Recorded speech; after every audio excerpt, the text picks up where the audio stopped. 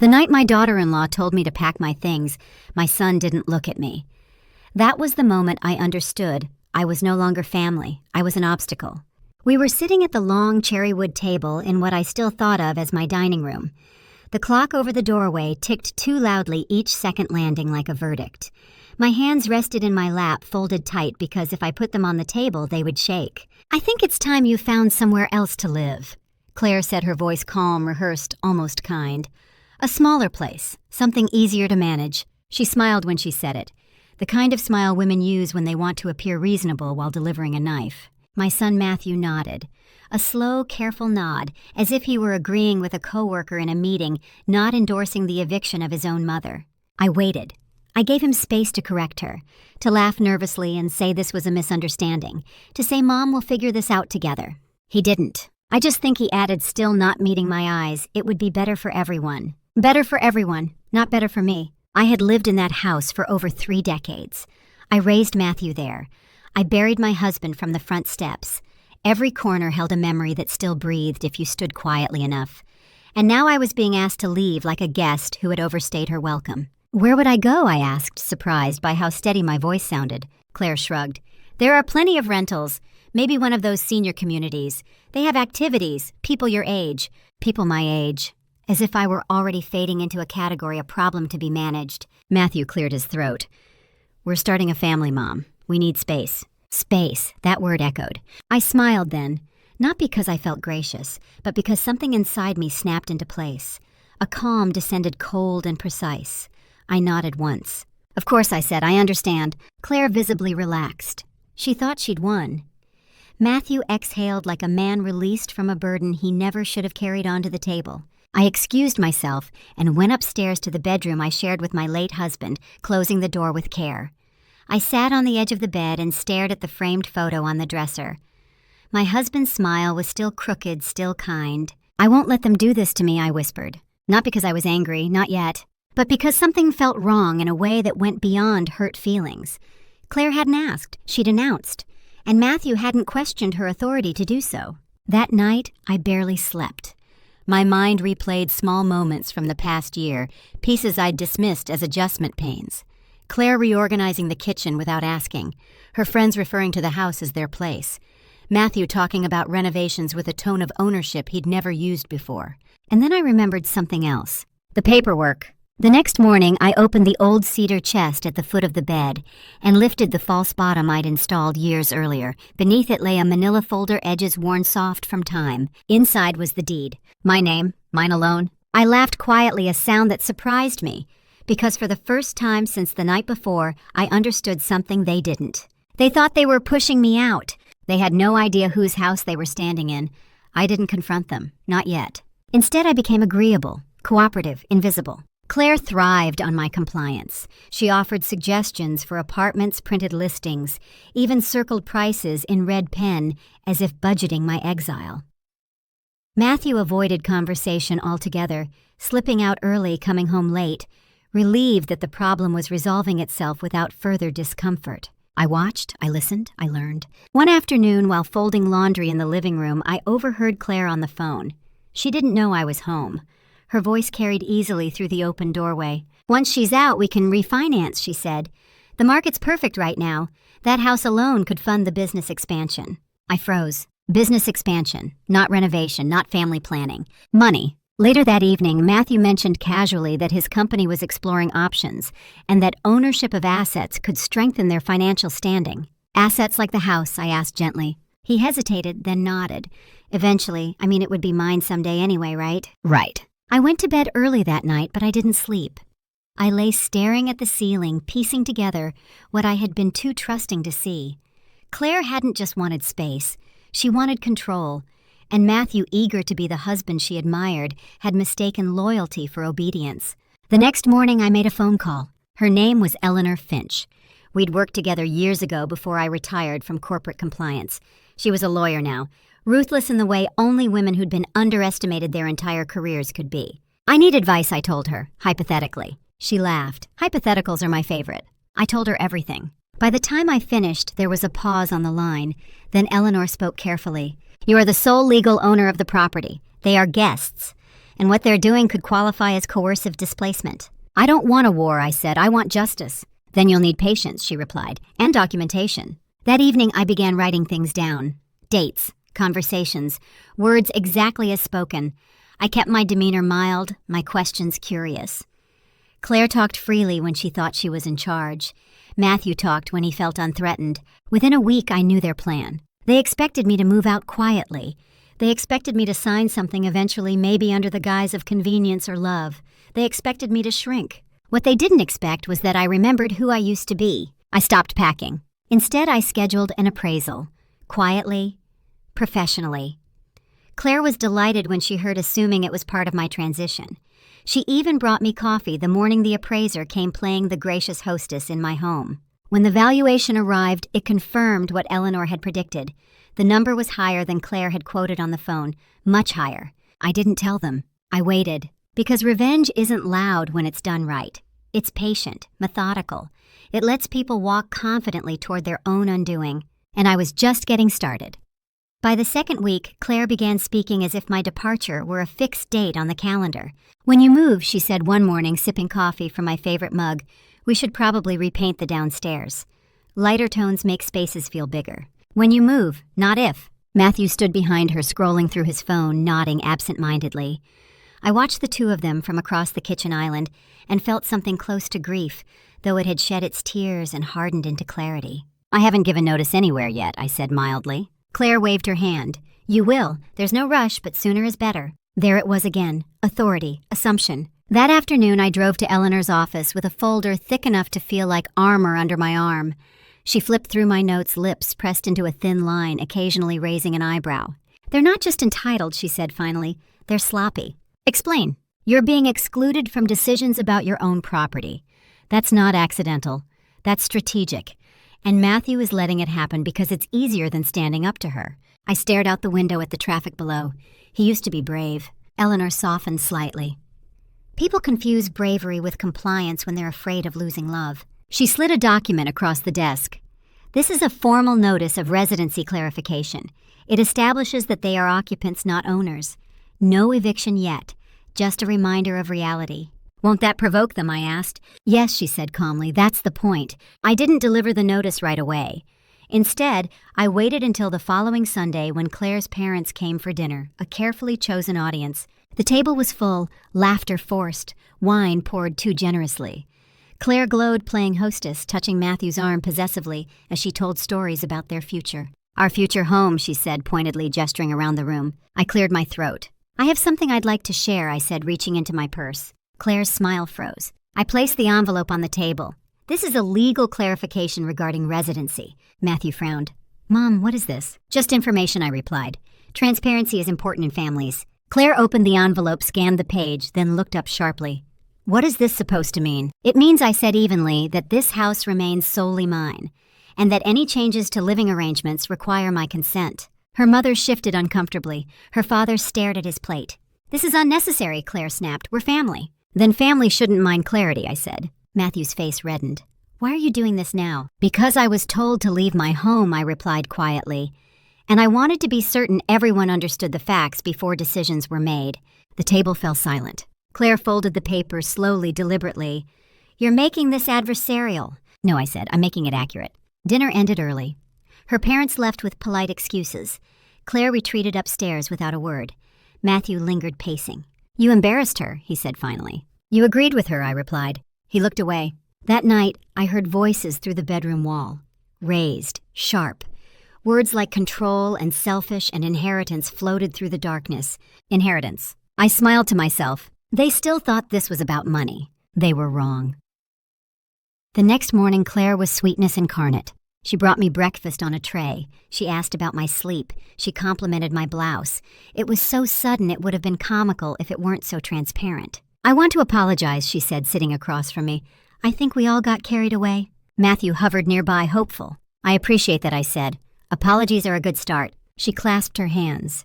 We want to make things right. Maybe we rushed. Maybe we can slow down. Slow down what I asked. She hesitated. The move. Ah! I never said I was moving, I replied. Her smile flickered. But you agreed it was best. I agreed to consider it, I corrected. That's not the same thing. Matthew sat down heavily. Mom, we just need stability. You already have it, I said. You live rent-free, you contribute nothing financially, and you expected me to leave without question. Claire's jaw tightened. We contribute emotionally. I laughed then.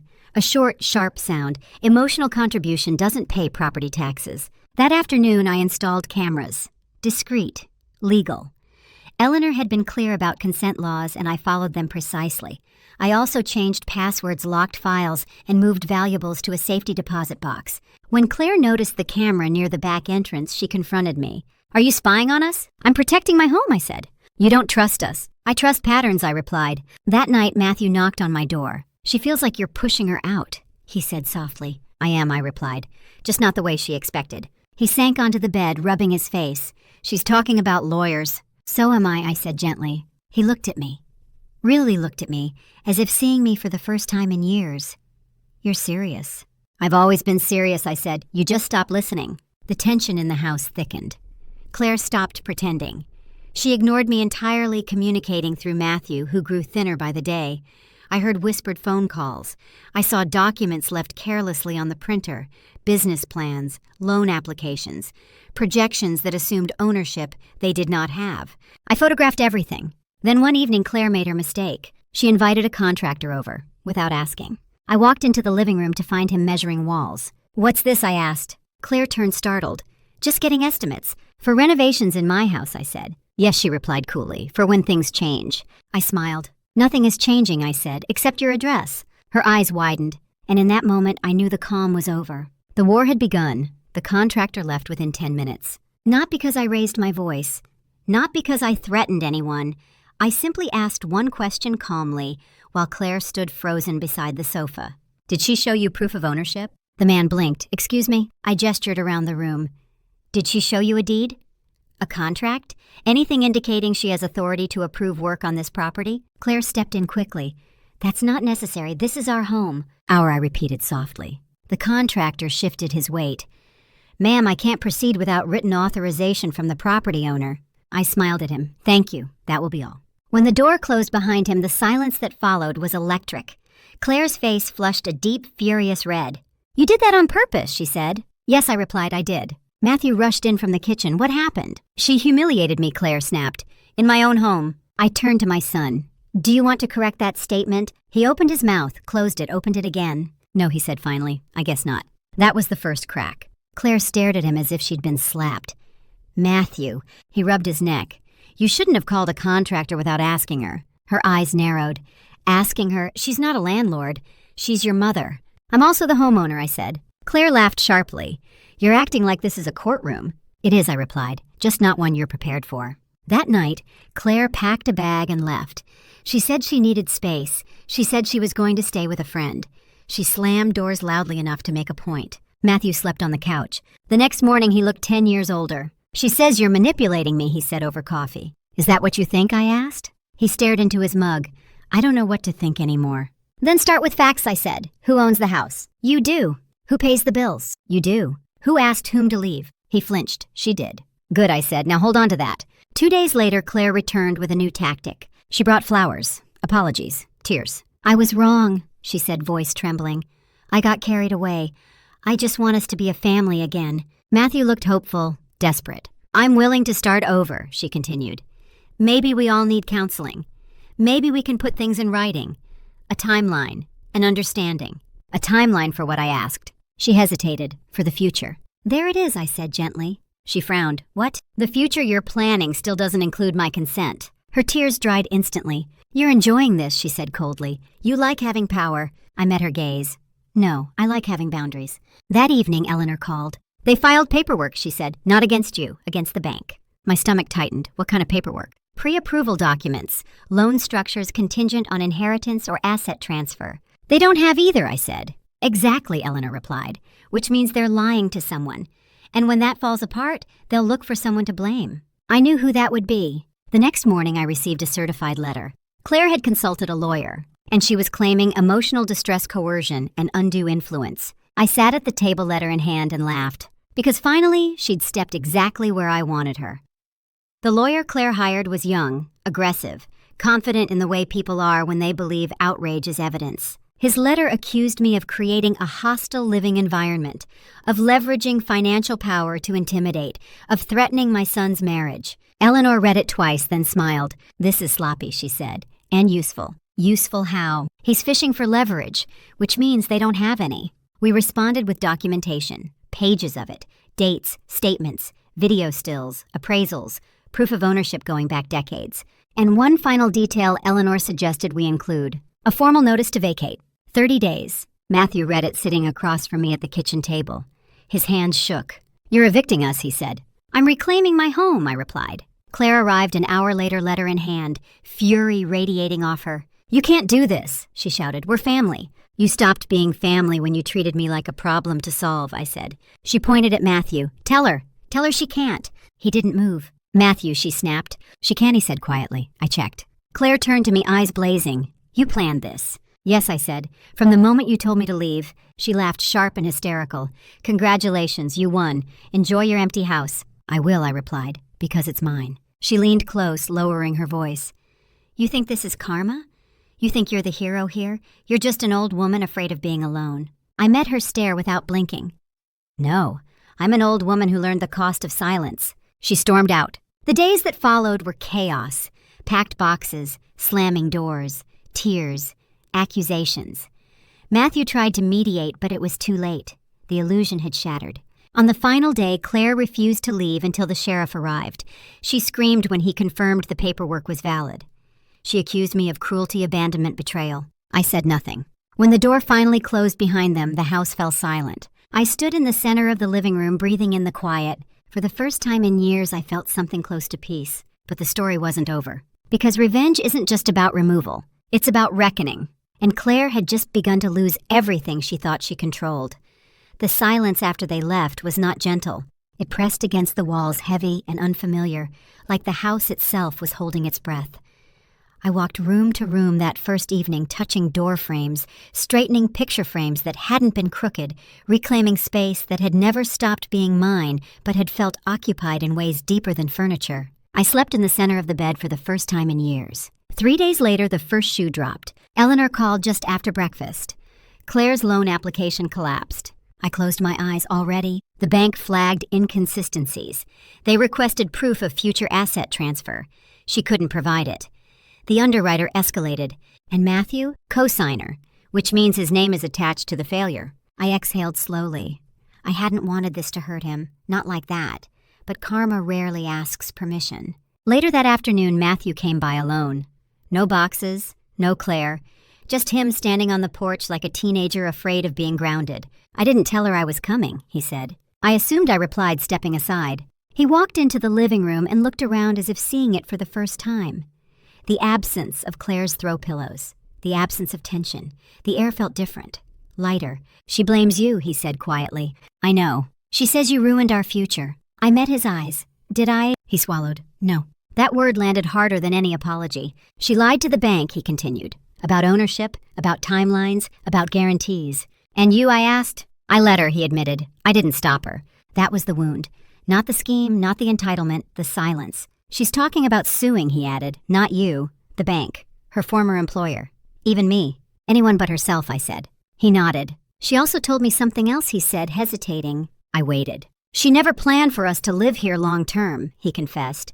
"She planned to leverage the house, then move. She thought you'd follow us to some condo somewhere, that you'd be manageable." Manageable. The word echoed like a bruise. Matthew rubbed his face.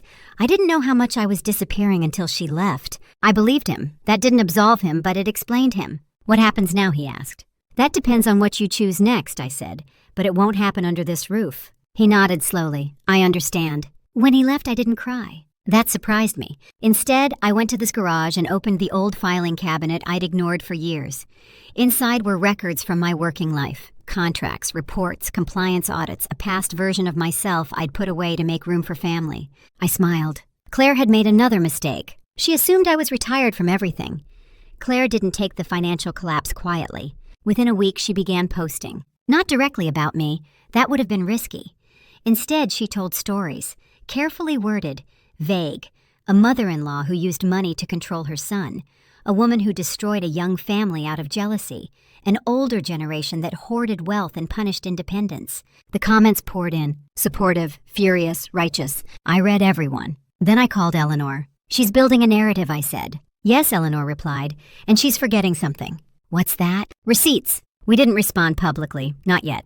Instead, we sent letters. One to her former employer, confirming timelines Claire had misrepresented in her loan application. One to the bank's legal department, clarifying ownership records and providing notarized documentation. One to a venture partner she'd mentioned online, correcting statements about asset backing. All factual, all unemotional, all devastating. The fallout was swift. Her employer placed her on administrative leave pending review. The venture partner withdrew interest. The bank flagged her profile for misrepresentation. Claire escalated. She messaged me directly for the first time since the eviction. You're enjoying this. You always wanted to be the victim. You took my husband away from me. I stared at the screen, then typed a single reply. You took him from himself. Then I blocked her. Matthew called that night voice strained. She's spiraling. I know, I said. She says you're orchestrating everything. I'm correcting lies, I replied. There's a difference. He was quiet for a moment. She threatened to expose you. Says she has proof you manipulated us. Does she? I asked. I don't think so, he said, but she believes it. Belief is a powerful drug. 2 days later, Eleanor forwarded me a document. Claire had filed a formal complaint alleging elder manipulation reversal, a last-ditch attempt to paint herself as the harmed party. Eleanor's note was brief. This gives us jurisdiction. Are you ready? I was, because revenge when done right isn't about rage. It's about letting the truth speak louder than accusations. And the truth once released doesn't need defending. It just needs time. The hearing was scheduled for a Tuesday morning, which felt deliberate. Ordinary, bureaucratic, the kind of day when lives are quietly redirected under fluorescent lights. Claire arrived early. I saw her across the corridor before she saw me. Her posture was rigid, chin lifted too high, as if defiance alone could carry her through. She wore a conservative navy dress, pearls at her throat, the uniform of credibility. She looked nothing like the woman who had screamed in my entryway weeks earlier. Matthew sat 2 seats away from her, shoulders slumped, hands clasped so tightly his knuckles had gone white. He didn't look up when I passed. Eleanor walked beside me, calm and unhurried. Remember, she said softly, we don't argue emotion. We present facts. Let her collapse under her own weight. The room itself was small. No judge, just an administrative officer, 2 clerks, and a court reporter. This wasn't a dramatic courtroom showdown. It was quieter, more dangerous. Claire's attorney spoke first. He painted a careful picture. An aging mother exerting financial dominance, a young couple pressured, destabilized, a pattern of manipulation disguised as concern. I watched Claire as he spoke. She nodded at the right moments, dabbed at dry eyes, played the part well. Then it was Eleanor's turn. She didn't stand right away. She let the silence stretch just long enough to feel uncomfortable. Then she placed a single document on the table. The deed, she said, sole ownership verified. Another document. Utility payments for over 3 decades. No contribution from the complainant or her spouse. Another. Recorded statements legally obtained demonstrating intent to displace the homeowner without consent. Claire's attorney objected, weakly. The officer raised a hand, overruled. Continue. Eleanor's voice never wavered. She walked them through the timeline. The request for me to leave. The loan applications based on assets Claire did not own. The contractor incident. The social media posts implying ownership and victimhood. Then Eleanor played the recording. Claire's voice filled the room. Once she's out, we can refinance. The house alone could fund the expansion. Claire's face drained of color. The officer leaned forward. Is that your voice, Ms. Parker? Claire hesitated. Just a second too long. It's taken out of context. Context, Eleanor said, does not change intent. Matthew finally looked up. The officer turned to him. Mr. Parker, were you aware of these statements? He swallowed. Yes. And did you believe your mother had agreed to relinquish ownership? No. The word echoed. The officer nodded slowly, writing something down. Thank you. Claire's attorney requested a recess. Denied. When it was over, there was no gavel, no speech, just a quiet conclusion. Complaint dismissed. Warning issued for misrepresentation. Record flagged. Claire stood abruptly, chair scraping loudly. She looked at me, then really looked at me, and for the first time I saw fear. This isn't over, she hissed as she passed. I met her gaze. It is for me. Outside, Matthew stopped me. I didn't know how to stop her, he said, voice breaking. But I know now. I nodded. Knowing isn't the same as choosing. He flinched. As I walked away, I felt something shift, not triumph, not relief. Closure. But karma rarely finishes its work all at once. And Claire still had one illusion left to lose. Claire filed for divorce 2 weeks later. Matthew told me over coffee hands wrapped around his cup like he needed the warmth to stay upright. She says I betrayed her, he said quietly. That I chose you over our marriage. I stirred my tea slowly. You chose truth over denial. He nodded. She moved back in with her parents. They're furious. About the loans, the lies, everything. And the business, I asked. He shook his head. Gone. Investors pulled out. Her employer terminated her contract. I felt no joy hearing it, just a deep, sober confirmation. She's telling people you destroyed her, he added. I know, I said. He looked up, surprised. How? Because she needs a villain, I replied. And I'm convenient. He sat back, exhaling. I don't know how I let it get this far. Because you were afraid of conflict, I said gently. And afraid people make quiet compromises that grow teeth. He nodded slowly. I'm starting therapy, he said, not to fix us, just to fix me. That's a start, I said. That afternoon, I went through the house with new eyes. Not reclaiming this time, redefining. I turned the guest room into a study, the dining room into a library space. I sold furniture that held more tension than memory. I painted walls colors I'd always liked but never chosen because someone else might not. In the evenings, I sat on the back porch with a glass of wine and listened to the quiet. Not loneliness, peace. One evening, Eleanor called. Claire tried to file a civil claim, she said. It went nowhere. I assumed it would. She also applied for a restraining order. I laughed softly. Against me. Yes, alleging intimidation. And denied, Eleanor said. The officer cited lack of evidence and a documented pattern of false claims. I closed my eyes. So that's it. For her, Eleanor replied, yes. After we hung up, I received a message from an unknown number. You think you won, but everyone leaves eventually. Enjoy your empty house. I stared at the screen, then typed back one sentence. This house isn't empty. It finally has room to breathe. I blocked the number. Weeks passed, then months. Matthew and I rebuilt carefully. Slowly. No assumptions, no entitlement. Coffee in neutral places. Conversations that acknowledged harm without rushing forgiveness. One afternoon, he said I used to think strength was keeping everyone happy. And now I asked. Now I think it's telling the truth even when it costs you, he replied. I smiled. That night, I stood in my living room, sunlight slanting across the floor, and felt something settle in my chest. Not revenge, justice, and the quiet power of knowing I would never again shrink to make someone else feel large. Spring arrived quietly the way real change often does. One morning I opened the windows and realized the house no longer felt like a battlefield. The air moved freely. The walls no longer held tension. The silence had softened into something companionable, like an old friend who didn't demand anything from me. Matthew came by every other Sunday now, always alone, always on time. We met at a small cafe downtown at first neutral ground, where neither of us could retreat into old roles. He spoke about therapy, about learning how easily he'd confused peace with avoidance, about how real love, required discomfort sometimes. I spent my whole marriage trying not to upset her, he said once, staring into his coffee. I didn't realize I was slowly disappearing. I listened without interrupting. That was something I'd learned too. One afternoon he asked, "Do you ever regret it?" Standing your ground, I mean. I considered the question carefully. No, I said. I regret waiting so long to do it. He nodded, absorbing that. Claire resurfaced briefly in the way people like her often do. A mutual acquaintance mentioned seeing her at a holiday party telling a new version of the story. In this one, she'd escaped a toxic family. She spoke of betrayal and survival, casting herself as the wounded heroine. I felt nothing hearing it. Some people don't want healing. They want witnesses. The final legal matter resolved quietly. A notice in the mail confirming all claims closed. No further action. The paper felt oddly light in my hands, like the end of a chapter I no longer needed to reread. I celebrated alone that evening. Not with champagne or tears.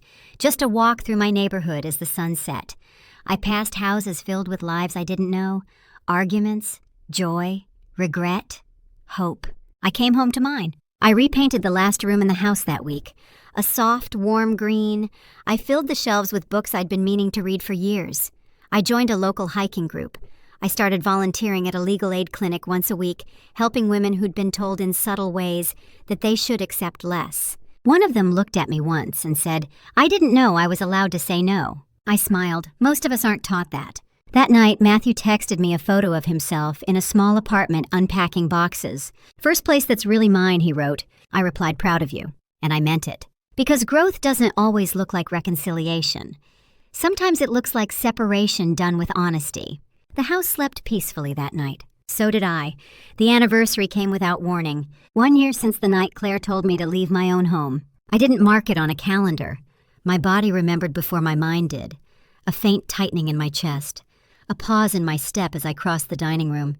Then the realization followed by something unexpected. Gratitude. I brewed coffee and sat at the table alone, sunlight warming the wood beneath my hands. The same table where I'd once felt small, where I'd been dismissed, where my silence had been mistaken for surrender. Not anymore. Matthew came by later that afternoon. No agenda, no tension, just conversation. We talked about books, about a class he was taking, about the slow work of becoming someone you respect. Before he left, he stood in the doorway and said, "Thank you for not letting me take from you what wasn't mine." I looked at him for a long moment. "Thank you for finally seeing it," I replied. After he left, I walked through the house one last time, not to reclaim it, but to acknowledge it. The living room where I learned my strength, the kitchen where truth had finally been spoken, the bedroom where I'd stared at the ceiling and decided I would not be erased. Revenge, I realized, wasn't what I'd actually wanted. I wanted dignity. I wanted my life back. And I got it not by destroying anyone, but by refusing to destroy myself to keep the peace. If you're listening to this story and wondering what you would have done, ask yourself something simpler. What are you tolerating that's costing you your self-respect? Who benefits from your silence? Because the most painful truth I learned is this people will take as much as you allow them to.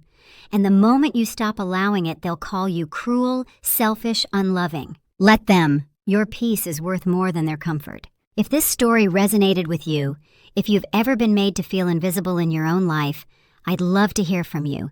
Tell me where you're listening from. Tell me what part stayed with you. And if you want to hear more stories about justice, boundaries, and finding strength later in life, make sure to like this video, leave a comment, and subscribe. Your story matters too.